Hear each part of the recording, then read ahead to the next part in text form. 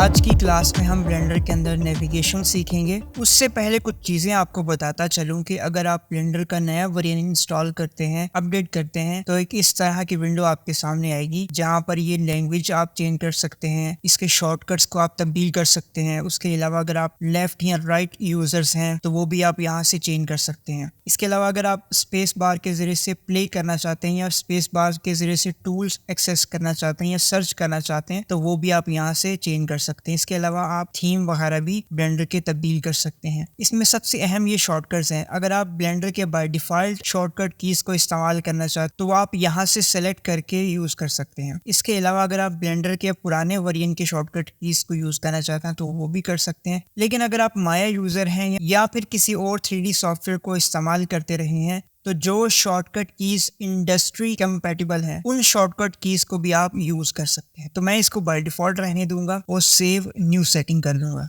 और उसके बाद में न्यू प्रोजेक्ट क्रिएट कर लूंगा। इसमें नेविगेशन को देखते हैं। अगर आपने किसी ऑब्जेक्ट के अराउंड कैमरे को मूव करवाना है तो आप माउस के मिडिल बटन के जरिए से किसी भी ऑब्जेक्ट के अराउंड मूव कर सकते हैं कुछ इस तरह से।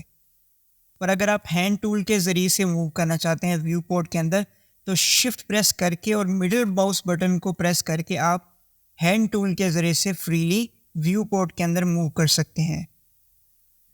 अगर आप डॉली इन या डॉली आउट या जिसको हम जूम इन या जूम आउट भी कह सकते हैं, बेसिकली ये डॉली इन या डॉली आउट कहलाएगा। उसके लिए हमें कंट्रोल प्रेस करके और माउस के मिडिल बटन को प्रेस करके माउस को ड्रैग इन या ड्रैग आउट करके इसको डॉली इन या डॉली आउट कर सकते हैं।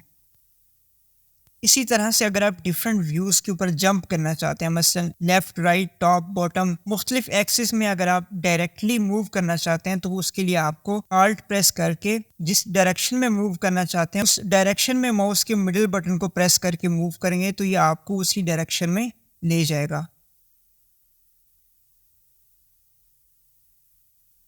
इसके अलावा आप इन गिज़मोस के ज़रिए से भी डायरेक्टली मुख्तलिफ सीन्स के ऊपर मूव कर सकते हैं। जैसे मैं अगर वाई एक्सिस पे क्लिक करूँ तो ये वाई एक्सिस में ले जाएगा, अगर एक्स एक्सिस में क्लिक करूँ तो ये उसी एक्सिस में ले जाएगा। इसी तरह से माइनस वाई जी में और मुख्तलिफ डायरेक्शन में हम इसको मूव कर सकते हैं।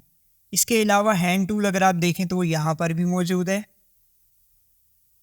मूव टू व्यू जिससे कहते हैं वो हम यहाँ से कर सकते हैं। इसके अलावा अगर हमें जूम इन या जूम आउट करना है वो हम यहाँ से कर सकते हैं। इसके अलावा अगर आप कैमरे के ऊपर स्विच करना चाहते हैं तो आप ये टॉगल टू कैमरा व्यू करेंगे तो ये कैमरा व्यू के अंदर शिफ्ट कर देगा। इसी तरह से अगर आप पर्सपेक्टिव व्यू से ऑर्थोग्राफिक व्यू के अंदर जाना चाहते हैं तो आप यहाँ से जा सकते हैं। और आप ये सारी नेविगेशंस नम पैड के ज़रिए से भी कर सकते हैं हम, जैसे 8, 6 और 4 और 2 की के ज़रिए से, जैसे मैंने किया।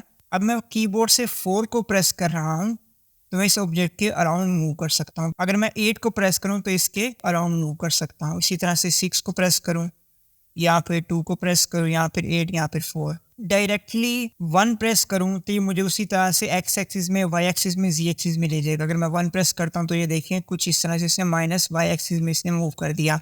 और अगर आप कैमरे पे स्विच होना चाहते हैं, अगर आप यहाँ पर आकर बटन प्रेस नहीं करना चाहते या फास्ट वर्क फ्लो अडॉप्ट करने के लिए अगर आप कैमरे पे स्विच करना चाहते हैं, 0 प्रेस करेंगे तो आपको ये कैमरे के व्यू के ऊपर डायरेक्टली स्विच कर देगा। अगर आप दोबारा 0 प्रेस करेंगे तो ये वापस आपको पर्सपेक्टिव व्यू में ले जाएगा।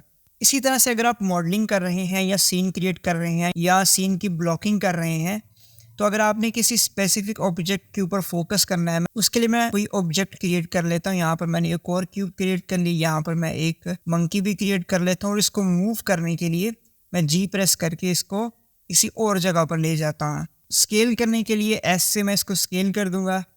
और अगर मैं किसी स्पेसिफिक ऑब्जेक्ट के ऊपर फोकस करना चाहता हूँ तो मैं उसके लिए उसको सेलेक्ट करूंगा पहले और नम पैड से डॉट को प्रेस करके उसको डायरेक्टली फोकस में ला सकता हूँ और उसके ऊपर वर्किंग कर सकता हूँ। तो ये कुछ नेविगेशन टूल्स है जिनकी आप प्रैक्टिस करके ब्लेंडर को फ्लो के साथ इस्तेमाल कर सकते हैं।